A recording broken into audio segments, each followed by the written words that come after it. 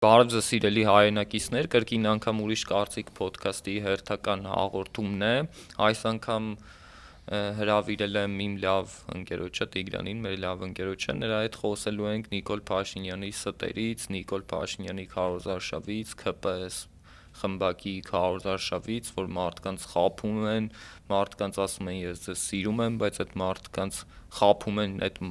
Նիկոլ Փաշինյանը եւ ՔՊ-ն մեզ չի սիրում այդ ժողովրդին, սիրում է թուրքերին ու դա բազմիցս գործով ապացուցել է։ Բարև Տիգրան ջան։ Բարև եղբայր։ Շատ ուրախ եմ կրկին անգամ ձեր տաղավարում լինելու համար։ Մեծ թեմա է, մանավանդ 26 թվականի այս ընտրությունների հետ կապված։ Երևի նկատել ես, չէ՞, որ հիմա ինչ կատարվում է, ընտրությունների համար է կատարվում։ Թե մարդկանց հանդեպ խստությունը շատանալը, թե հակառակը գծնելը։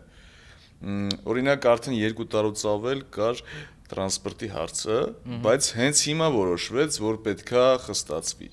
Երևան քաղաքը դա ամենափոքր բանն է։ Դե Ավինյանի մասին խոսել, տենց ինչքան խոսենք, խոսենք, հիմա Ավինյան Տիգրանը, որ դուրս է եկել փողոցներում ռուպերով, ասենք, չգիտեմ, շենքերի հայտներով, բակերով այցելում է ու քարոզարշավ անում ընտրությունների հետ կապված, պետք է Ավինյան Տիգրանին մի բան հիշեցնել, որ տրանսպորտի հետ կապված խնդիրը ինքը գցել է իր ոտին կոպիտ ասած։ Հիմա էլ նայ տարբեր քաղաքակիրթ երկրներում, նաև ոչ քաղաքակիրթ երկրներում կան երթուղային ավտոբուսներ, չէ՞, էլի։ Այդ երթուղային ավտոբուսները էլի քարտով են կամ չգիտեմ,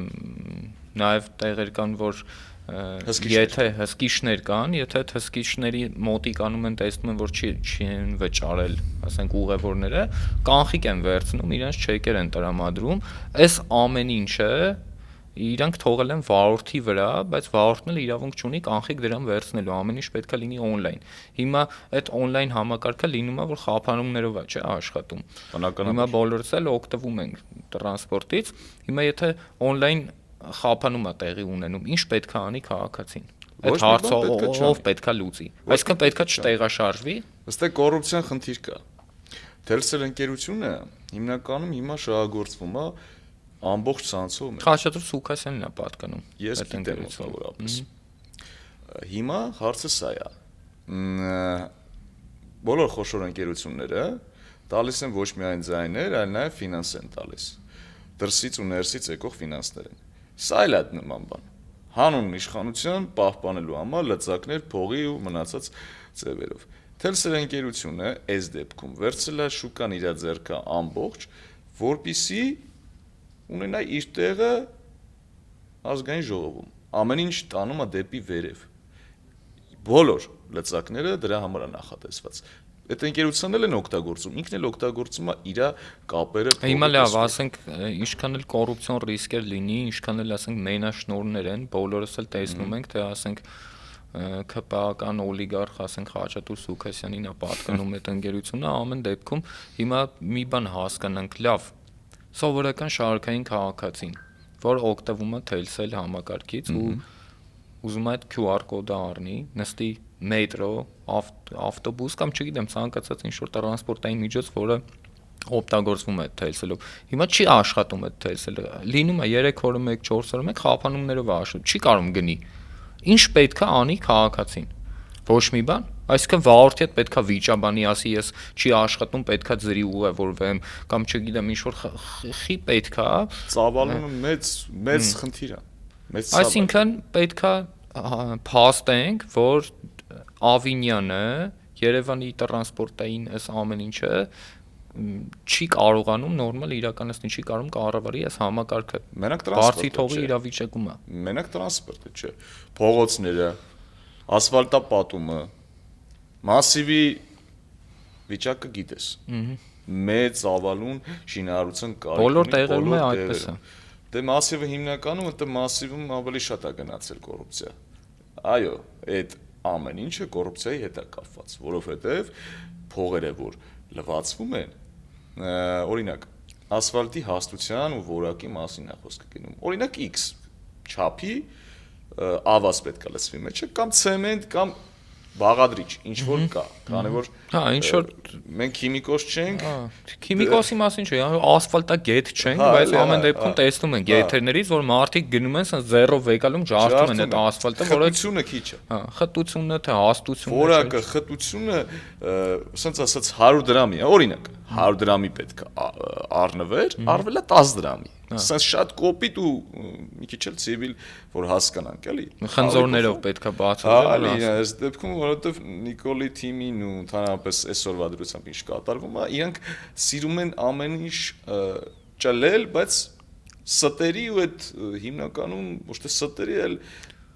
ոնց ասեմ, մանիպուլյացիայի շնորհիվ։ Մանիպուլացնում են։ Նա այսպես մի հատ բան կա, չէ՞,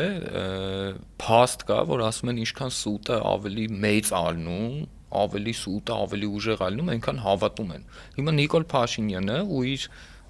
ԿՊ կուսակցությունը վերևից ներքև այդ սուտը ավելի շատ են տարածում։ Արի ֆիքսենք, էլի, մի բան հասկանանք իրար հետ ու մեր ընթերցողներն էլ հասկանան, նայ, վերցնենք պայմանական Նիկոլ Փաշինյանը 2018 թվականին եկավ իշխանության, չէ՞, ասում էր պետքա կոռուպցիա չլինի, պետքա պատասխան տան ինչ-որ մարդիկ, պետքա ինչ-որ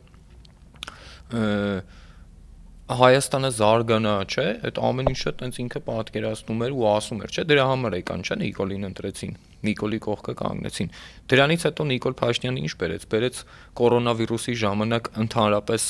ոչինչ չանող իշխանություն, որը կորոնավիրուսից այդքան շատ մարդ մահացավ։ Դրանից հետո ունեցանք պատերազմ, պարտված երկիր դարձանք։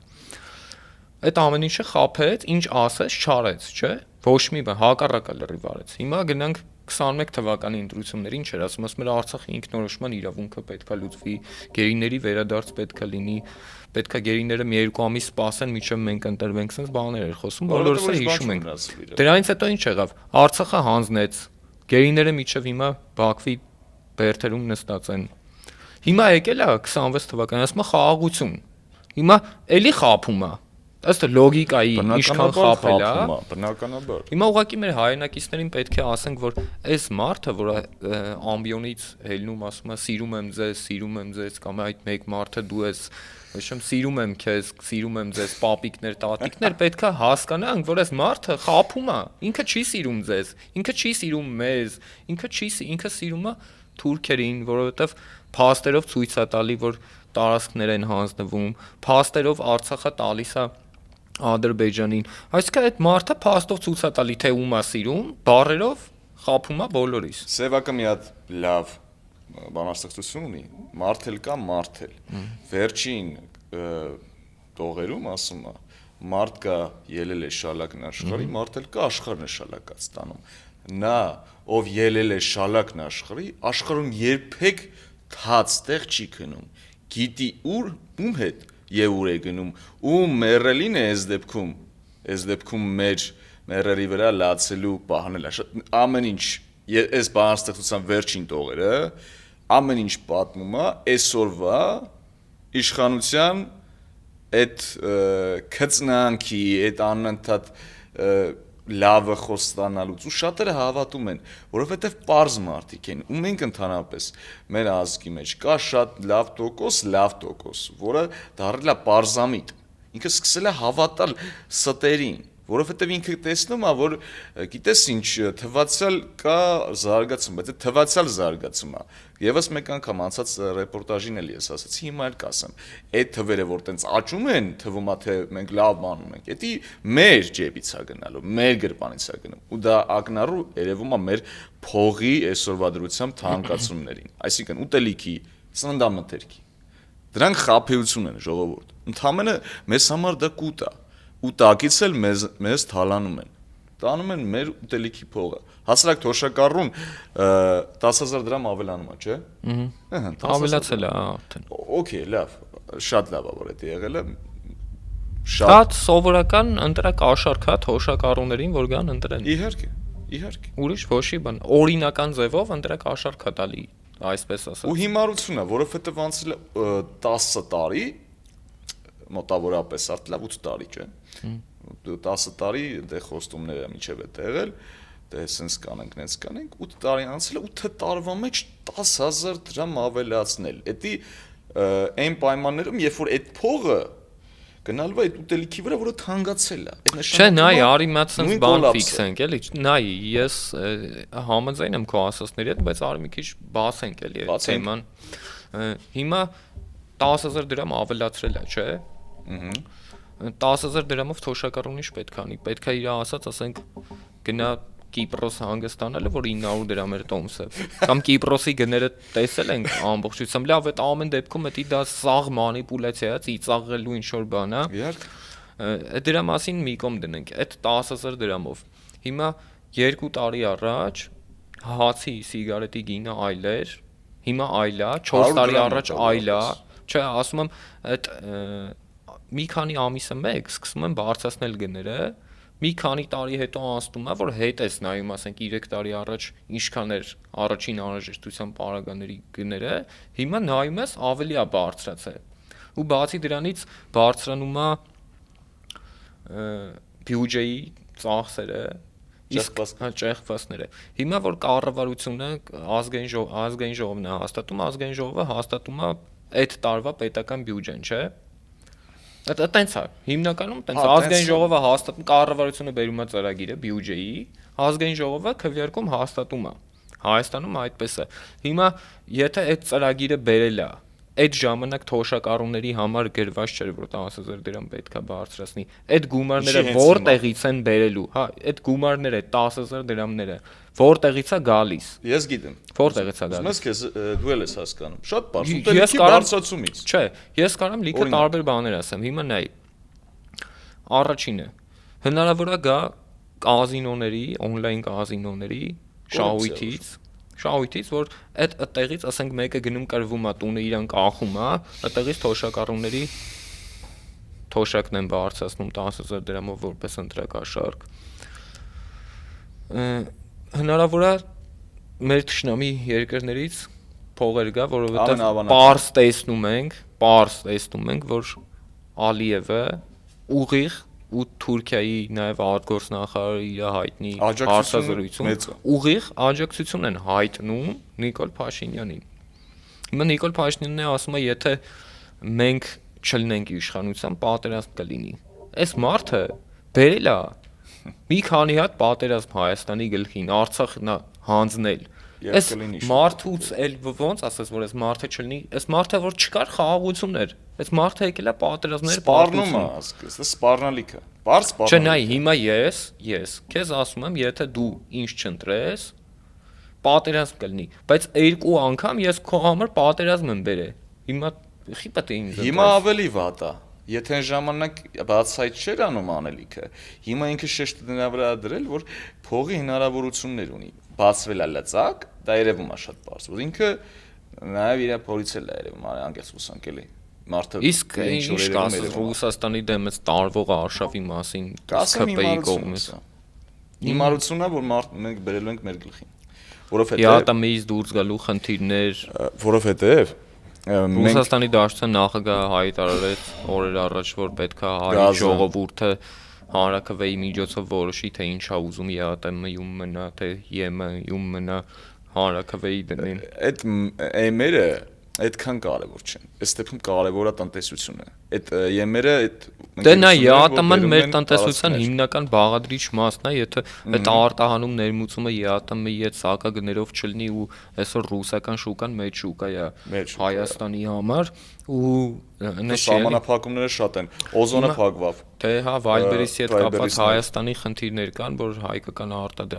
Հայաստանում վաճառվող սահմանափակումներ են Չէ, սահմանափակումներ չէ։ Հիմա եթե դու քո ապրանքային ժամանակ Վալբերիսով կարող ես Ռուսաստանում վաճառել, հիմա չես կարողանալու վաճառել։ Բացի Ռուսաստանում, էլ բոլոր տեղերում։ Որտեղ ինքը ունի հնարավորություններ։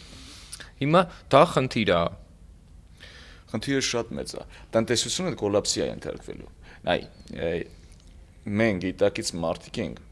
ովքեր հասկանում են, որ կոլապսը մեծանալու է, ինչքան մենք փորձենք ինչ-որ մի երկրի դեմ գնանք, բայց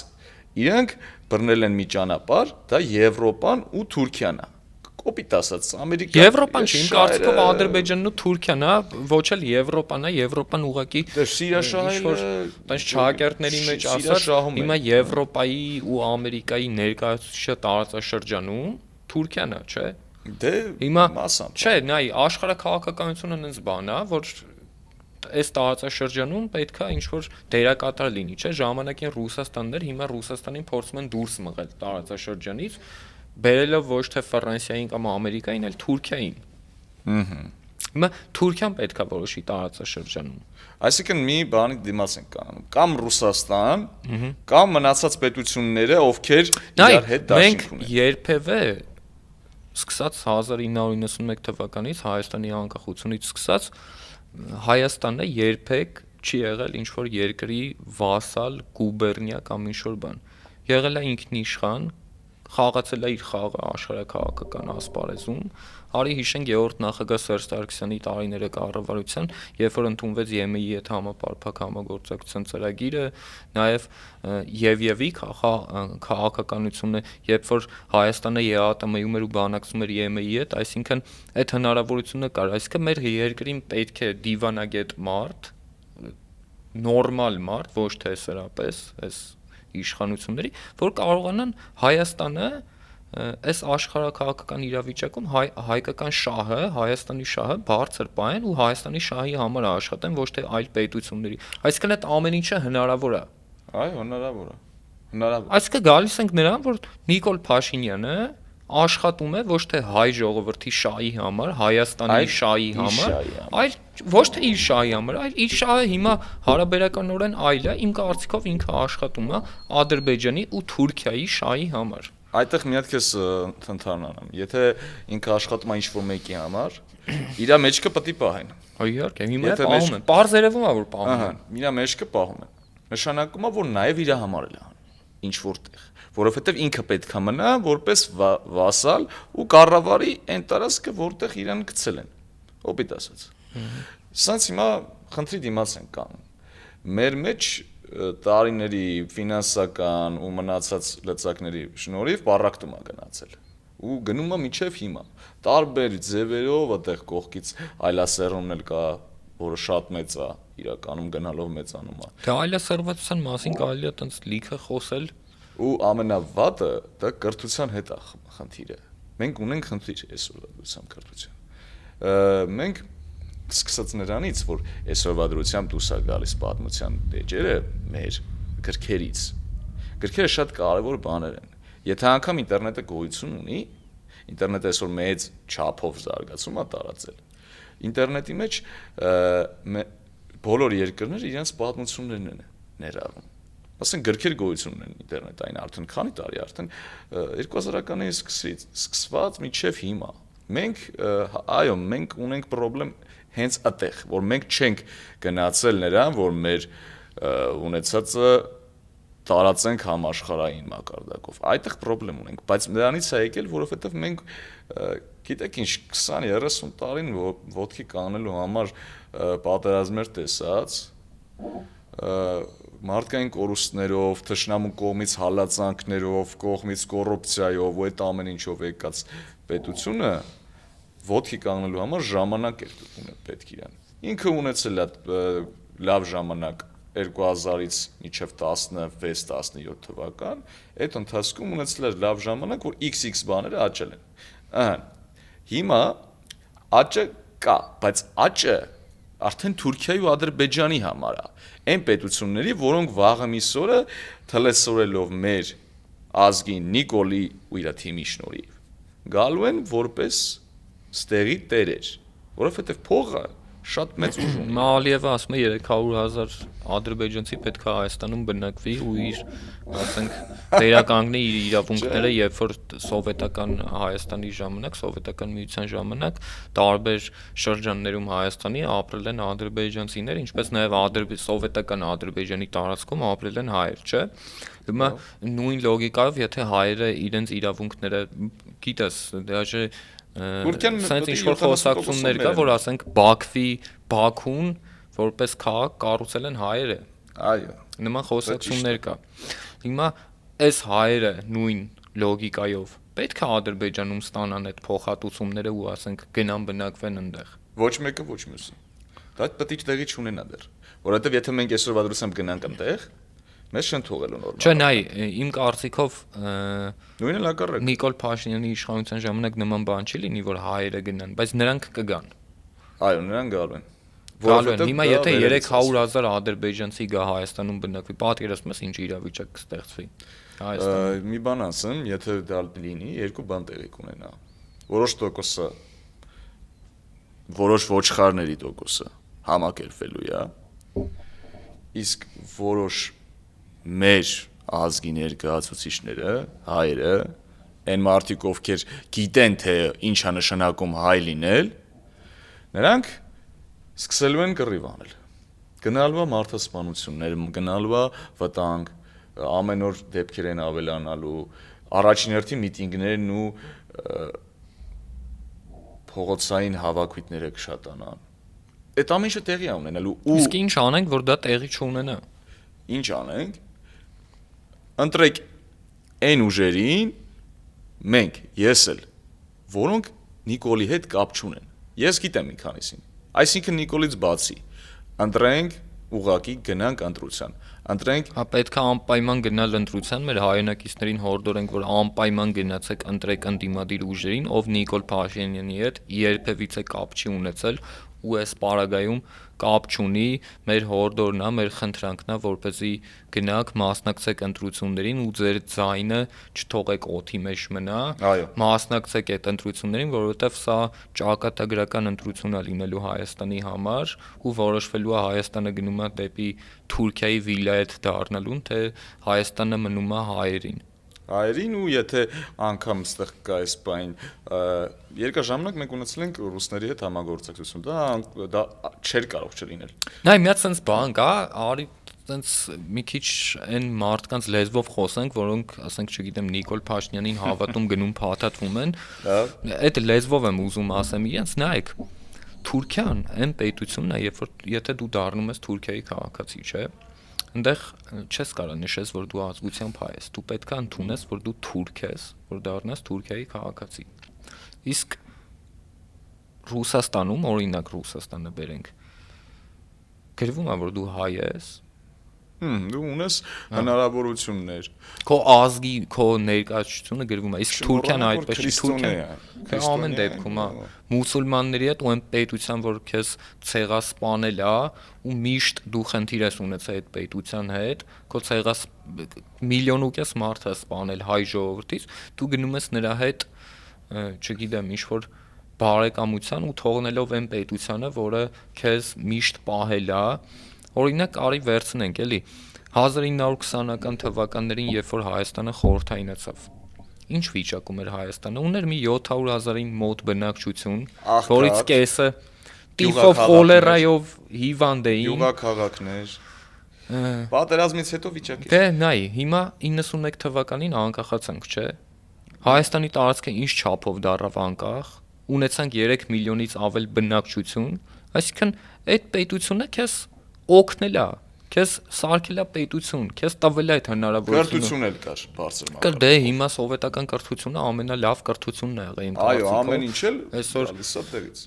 Իսկ ինչ որ վերաբերում է, որ ասում են ռուսների հետ մենք խնդրեմ ունենք, այդ խնդրեմը իրականում մեզանից էլ է եկել։ Մենք երկու ճակատով Չէ, նայ, արի, էլի, արի, եղբայր, արի սկսենք։ Ռուսաստանի Դաշնության նախագահը գալիս է Հայաստան, Նիկոլ Փաշինյանը չի գնում դիմավորում,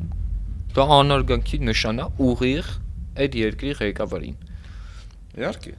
ՀԱՊԿ-ի հետ միշտ խնդիրներ է ստեղծում, սառեցնում է անդամակցությունը, հետո դրանից հետո ԵԱՏՄ-ում լինելով Եվրոպական միության ինչ որ ամեն ինչին է խառնվում, դրանից հետո գնում Թրամփի մոտ պայմանագիր են կնքում, դրանից հետո Զելինսկիին բերում է Հայաստան, Ռուսաստանի թշնամուն, բերում է Հայաստան, բարձր մակարդակով ընդունելություն է կազմակերպում, հիմա Ռուսաստանը որպես պետություն պետք է Հայաստանին ասի լավ ես անում, ճիշտ ես անում։ Իդեպ Զելենսկու Ուկրաինայի մասին թեմա ուզենամ քննարկենք, 20 թվականի պատերազմում եթե ռուս եղել է 10-ից 20 հոգի, 30 հոգի։ Իսկ ուկրաինացի վարսկաններ, դիպուկահարներ, հատուկ ջոկ Չեխի Ադրբեջանին ուղիղ զենք է վաճառել, նայ Ուկրաինյան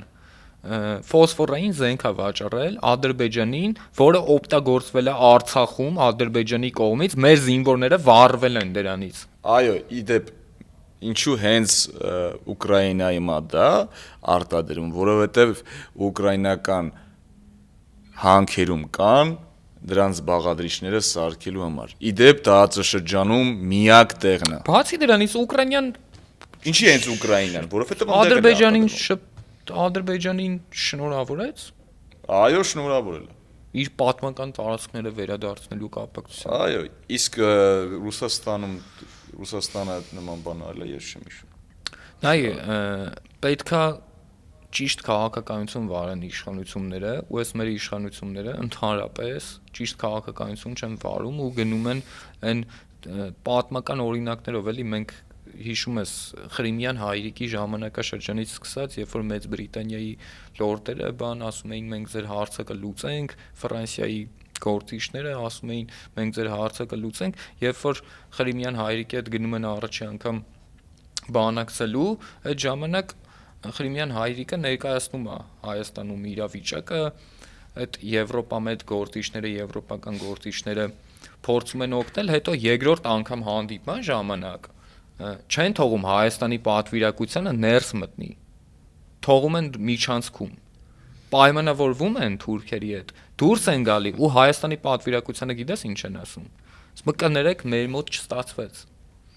հիմա դուք նորից գնում եք այդ մարդկանց հետ, ինչ անեք, հիմա նույնը Ուկրաինայի օրինակը ձեզ օրինակ էլի, Զելենսկու ուկրաինական պետության վիճակը ինչ իրավիճակում է հիմա, դուք ուզում եք նույն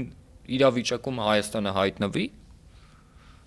Ավելին ասեմ, եթե տենց շարունակվի, կհայտնվի շատ մեծ վտանգ, որ մինչև հիմա չի եղել։ Այդ այն է, որ հիմա մեզ Եվրոպան օգնում է, ինչով է օգնում։ Չէ, օրինակ, մի բան ասա, որ YouTube-ը մոնետիզացիան են։ Դե, էդի Չէ, ինչով է օգնում, արի առարկայական բան խոսենք, ինչով է օգնում Հայաստանին։ Օրինակ եմ բերել։ Ինչ է տալի։ Ինչով ենք օգնում։ Ինչ է տալի Հայաստանին։ Առաջին զենք է տալիս։ Չէ, ոչ մի բան չի տալիս։ Բա ինչով է օգնում։ Միակ բանը որ տալիս է, խոսքի իբր ազատությունն է։ Իբր ազատությունը ո՞րն է, երբ մենք ազատ չենք եղել կամ չգիտեմ։ Այ դա խնդրեմը, որ մեզ թվում է։ Այսինքն դու ինչ որ ժամանակ եղել է, որ դու քո կարծիքը ուզեցել ես արտահայտես, ու այդ հնարավորությունը չես ունեցել։ Այ դա է խնդրեմը։ Դու ասում եմ միջև Նիկոլ Փաշինյանը, դու ուզեցել ես քո կարծիքը արտահայտել։ Արտահայտել եմ ոնց որ ես ասել։ Այդ է միֆը։ Ես ուզում եի անդրադառնալ միջև այս թեման, բայց արի հասկանանք, էլի։ Թվում է մեր ժողովրդի որոշ տոկոսին, որ Եվրոպան մեզ տալիս է ազատություններ։ Ինչ ազատություն։ Ոչ մի ազատություն չի տալիս։ Այն ազատությունը, որ տրանսգենդերը ազգային ժողովից ելույթ է ունենում, որ այսօր միասեռականները աշխատում են նախարարություններում, այսինքն մեր երեխեքի հետ կապված հարցերը պետքա միասեռականները որոշեն ինչ որ տեղերում, այսինքն այդ ազատությունները հիմա էդի ում է պետք, ինձ պետքա, պետք չի, քեզ պետքա, պետք չի։ Այդ ազատությունները մեծանում է։ Այլասերված կրոնական այդ աղանդները, որ այսօր թեվա կողել են ու այդ կրոնական կազմակերպությունների դեմ ոչ ոք պայքար չի տանում, որ ինչ որ ցույց տա, որ ժողովուրդ ջան, մեր հայ առաքելական եկեղեցին 1700 տարուց ավելի գոյություն ունի։ Առաքելական եկեղեցու դեմ գնում է պայքար։ Առաքելական եկեղեցու դեմ պատերազմը հայտարարել գործող իշխանությունները, այս կառավարիչները ու ամեն ինչ անում են եկեղեցին պարակտեն ներսից նաև անգամ ինչ որ կոմպրոմատներ գտնելով սրբազանների նկատմամբ այսօր ունենք կալանավորված սրբազաններ քրեական գործերով անցնող հոգևոր հայրեր աբսուրդի մեջ են գտնվում, այսինքն այս պետությունը ամեն ինչը տանում են վերացման, բոլոր արժեքները սկսած բանակից, նայ, ժամանակին կար 2-3 ինստիտուտ, որը անձեռնամխելի էր ու բոլորի աշխում ինքը ամենաբարձրն էր։ Էդի բանակներ եկեղեցին էր, որ չէր քննադատվում ու դա ոնց որ քո պետության հիմնասյուներն էին։ Բանակը, որ բանակի մասին մեկը քննադատություն աներ, իմ մոտ ես իրան շատ վատ աշխով կնայի ու շատ վատ կպատասխանեի, որովհետև բանակը մեր համար այն կառույցն էր, որը պահպանում էր մեր անվտանգությունը ու պահում էր այդ ժամանակ։ Ինչ արեցին սրանք։ Սարքեցին կլուբնիկով ինչ որ ու փոխեցին այն հրամանատարներին պատերազմից առաջ, ովքեր ուժեղ իրանց տեղերում կային ու ասենք միջև այդ աշխատում էին, ծառայում էին Հայաստանին։ Ինչ եղավ, եկեղեցու դեմ արշավ սկսեցին, եկեղեցին քանդեցին, եկեղեցու հոգևոր հայրերին, չգիտեմ, տերտերներ էին անվանում, ինչ որ հոգևորականներ գտան, ովքեր ծախվեցին իրենց, սկսեցին ինչ որ անիմաստ բարբաջանքներ խոսել, հա ամեն վայրում է կան ինչ որ բացթողումներ, իրանց ներքին խնդիրները, բոլոր տեղերում կա, եթե միտեղ հավաքված են մի 10 հոգի մարդիկ, այդ կազմակերպության մեջ էլ պարզա որ պետքա խնդիրներ լինեն ու այդ ամեն ինչը նորմալ է որ պետքա լինի։ Բայց հերքելն է ամենամեծին նախ։ Ամեն դեպքում հիմա այն իրավիճակում են սարքել եկեղեցին, որ սկսել են քարկոծել եկեղեցին ու դա ամենավատ իրավիճակում են գտնվում։ Դե ամենամեծ օրինակը նա է, այ ես ուզում եի ասեի դրա մասին շարունակական թեմա։ Ամենամեծ խնդրեմը այսօր այն է, որ կապանում էր, չէ՞, որ Նիկոլ Փաշինյանը կանգնեց ու ասեց՝ մենք ինչ ենք կառուցել Արցախում։ Ասեց ինչ ենք, մենք եկեղեցի կառուցել ենք։ Նայ, ես բառարբար կրկնում եմ իր ասածները։ Այնպես չի, որ ինչ որ մեկը դա ինչ այ չի, ոչ մի բան չի, հենց ինչ որ ինքը ասում է, դա են կրկնում։ Ժողովուրդ։ Ասես մենք ինչ են կառուցել այնտեղ։ Բա ով է կառուցել։ Լավ, եթե անգամ դա միջնորդությամբ է կառուցվել, ու միջնորդություն հասկացողությունը փողն է, իդեպ մենք էլ փողից շատ կախում ենք ունեցել, որովհետև մեր ռեսուրսները փաստացի չեն աշխատել։ Ու դա մեծ թեմա է, մի քիչ ուրիշ թեմա է, բայց չի աշխատել։ Մենք ունեցել ենք փող այդ խնդրեմ, այնտեղ առաջացրել ենք մեր խնդիրներից օգնություն ենք վերցել այնտեղ, բայց եկեղեցի են կառուցել, մարդկանց համար աղոթելու տեղ է եղել։ Հիվանդանոցները Սամվել Կարապետյանը չկառուցեց, սպորտ զալեր են եղել, մեդիա էլ է գործել։ Հա, կարող է աշխարհը մեր հայկական երկրորդ պետությունն էր, որը ապրում էր ու ես Արցախում շատ եմ եղել ու տեսել եմ, որ այդ հայկական մեր պետությունը ապրում էր իր բոլոր ինստիտուտներով հանդերձ, իր բոլոր, ասենք, հայրենակիցներով հանդերձ։ Մենք շատ խղճալի վիճակում ենք եղել, այա խնդիրը հիմա էլ ենք, որ ճնշումը մեր վրա շատ մեծ է։ Թուրքիայի կողմից, մեր թշնամիների կողմից, մեր դեմ այնքան մեծ է, որ ես կասկածում եմ, որ մեր սերունդները կտեսնեն ամեն դեպքում այս իշխանությունից հետո էլի։ Հուսով եմ, որ շուտ կավարտվի այս մրցավանջը, որ կտեսնեն ավելի բարեկեցիկ պետություն, ավելի բարեկեցիկ ազգ, առաջին հերթին բարեկեցիկ իմաստով որն է դնենք առաջին հերթին մեր պետության հիմքերի մեջ ոչ թե գիտեք ինչ մենք առաջադեմ ենք առաջադեմի վաղկոտության խորհրդանիշն է իշխանությունները։ Այո, դա ճիշտ է։ Ասում եմ, եթե ես չընտրվեմ, պատերազմ կլինի, եթե ես չլինեմ, դուք որևէ մեկին տեսել եք տենց բան ասելուց։ Մտնենք օրինակ փոքր պետությունները էլի կան, շատ են։ Ոչ մեկ իր այդ պատերազմից հետո իրավիճակներում ինքը այս տեսակի ես մի երկուսին ուսումնասիրել եմ, հիմա չեմ թվի, բայց ուսումնասիրել եմ, որ դնեն մտածեն, գիտես ինչ, ուսկի ես ուսկի ինչ անեմ, որ այս ժողովուրդը մնայ մարա սպառնա միաթել է։ Սպառնա թութ տենամել ինչ անում, ոնց կարա ինձ հեռը մնա։ Անգետ չէ։ Դու պետք է չսպառնաս, դու պետք է ուղղակի քո ժողովրդին համախմբես քո ազգի պետականության շահերի, չմոռանալով։ Հիմքը ազգն է։ Մենք հայ ենք։ Հայ հետ կան ցեղեր, որոնք համերաշխ ապրում են մեր հետ։ Նույն եզդիները խոնարհում են իրանց առաջ։ Նույն էլի կան մի քանի ասորիներ, այո, բայց որ փոշաներ, հա, նրանք հավատացեք այն որ նրանք ավելի շատ հայ են, քան որոշ հայեր կան տենց։ Այս դեպքում այսօրվա իշխանությունների մեջ շատ են։ Դա չեն խոսում գլխի մասին, հոտոցը։ Մենք պետք է հասկանանք ցանկացած պետություն իր գլխի առաջին հերթին մտածում է մի ազգի մասին։ Մեծ Բրիտանիային բրիտանացիներն են, բրիտանացիները բրիտոններն են եղել, ովքեր հիմա համարվում են գերագույն շահանդե։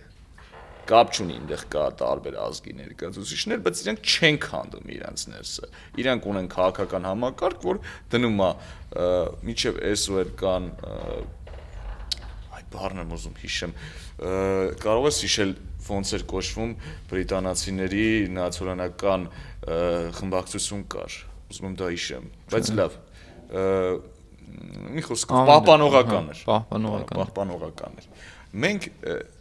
մենք դրանից հեռանում ենք։ Այսօրվա դրությամբ շատ դա վատ է։ Անգամ Եվրոպան է գալի պահպանողականության, ասենք տարբեր վայրերում հանրահավաքներ են տեղի ունենում անգամ նաև Մարի Լուպենի օրինակը Ֆրանսիայում, որ պահպանողականության կողմնակից է,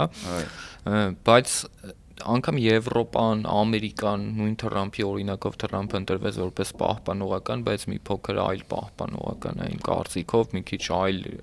հասարակարգ է այնտեղ, բայց ամեն դեպքում դեմոկրատները չեկան իշխանության, այլ եկան պահպանողական կուսակցությունը։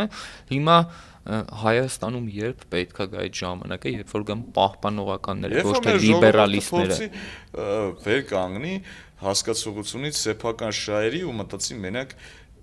պետության շահի մասին։ Այսինքն եթե դու քո տանը քո շահերի մասին ես մտածում, այդ նորմալ է։ Դու քո տան տերն ես լինում։ Բայց երբ որ տան տերդ ուզում ես մեծանա պետության իմաստով, դու պետք է հասկանաս, որ քո կողքի ապրող հայը, քո կողքի ապրող մարդը ոչ թե քո թշնամին է, այլ ռեսուրս։ Մարդիկ ռեսուրսներ են, մարդիկ սեփական պետության անդամները։ Մի հատ կոչ անենք մեր հայրենակիցներին ու դրանով ավարտենք այսօրվա մեր եթերը։ Կոչ անենք, որ մեր հայրենակիցները գնան ընտրության, տեր կանգնեն իրենց ձայնին ու իրենց ձայնը տան ընդդիմադիր ուժերից որևէ մեկին, որը իրոք կապ չունի Նիկոլ Փաշինյանի հետ։